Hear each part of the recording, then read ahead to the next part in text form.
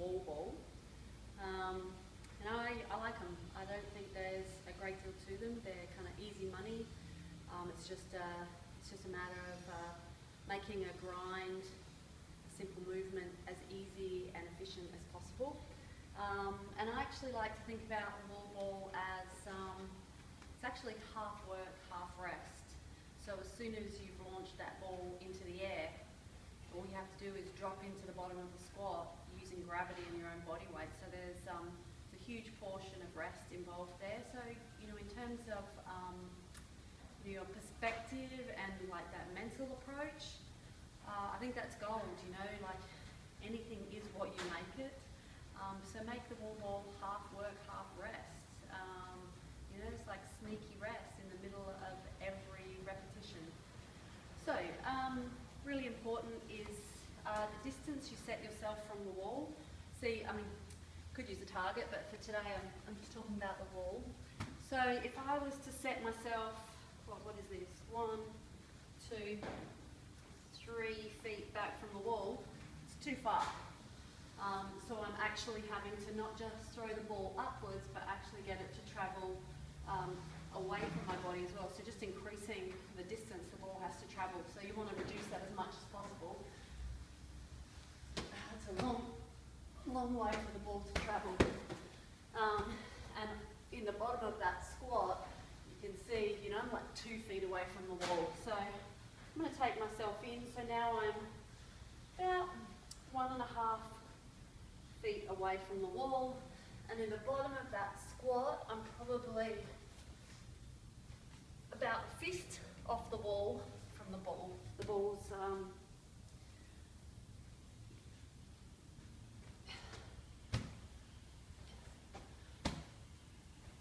okay.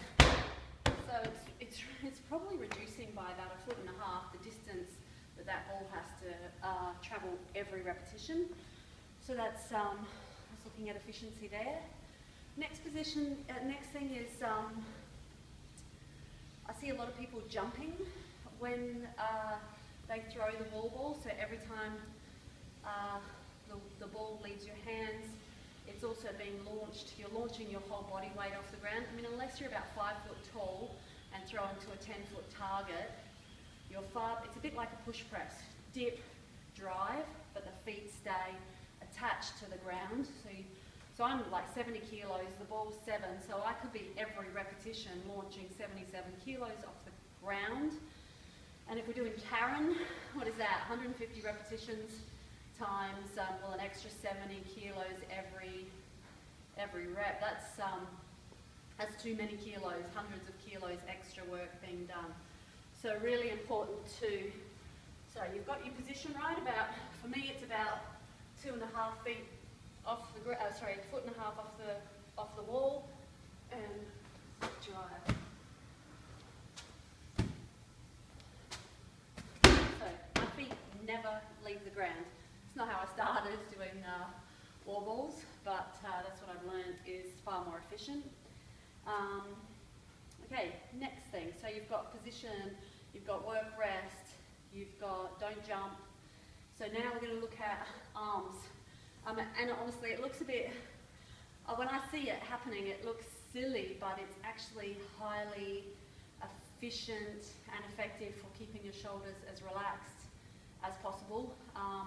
So rather than dip, drive, wait, and catch, you're throwing the ball resting and then catching the ball quite low. So there's 2 things in this. It's throwing the ball, relaxing the arms, and then if you were to throw the ball, catch the ball up here, you know, your shoulders are constantly loaded and you're having to carry that ball from here down to here, back up again until you throw it. So what I'm suggesting is you've got the ball, do your squat, you throw, release the arms and catch the ball there. So you're almost dropped into the full squat when you receive the ball again. So rather than catching it here, carrying it through here and releasing it there, so carrying it that full distance, you've thrown the ball, caught the ball about here, down. So again, you're not carrying the ball anymore, or carrying that ball any longer than you absolutely have to. Let's see if I can actually make this happen.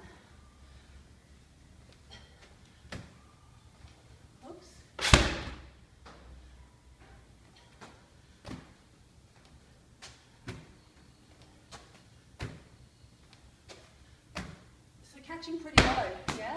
Not catching high.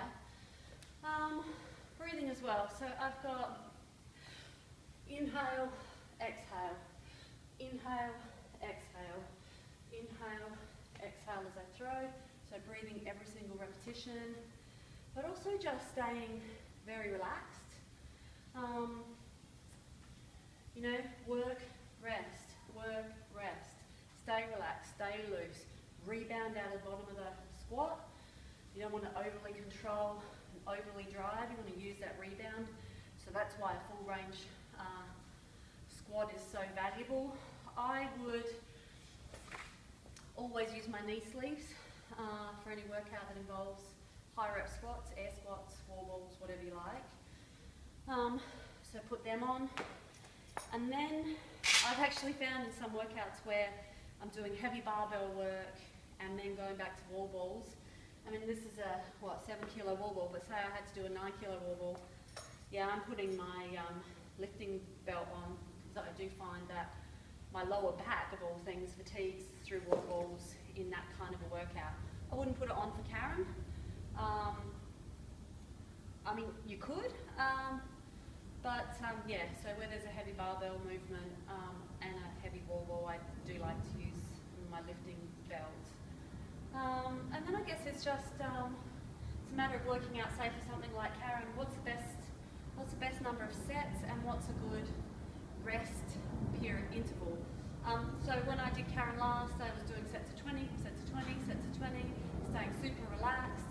I would drop the ball on the 20th, step out, step in, breathe, and go again. That's kind of it. Step out, step in, breathe, not want to go again, but go again. You know, so set of 20, nice and relaxed, step out, step in, breathe, pick up the ball, go again, no matter what my head says. So, I mean, you would think that there's nothing to the wall ball, but I think we've just listed a whole bunch of elements and skills and mental approaches to the wall ball that will help you immensely. So yeah, it doesn't have to be hard, and you know, there's lots of room for achieving efficiency. So good luck with that. Hope it helped.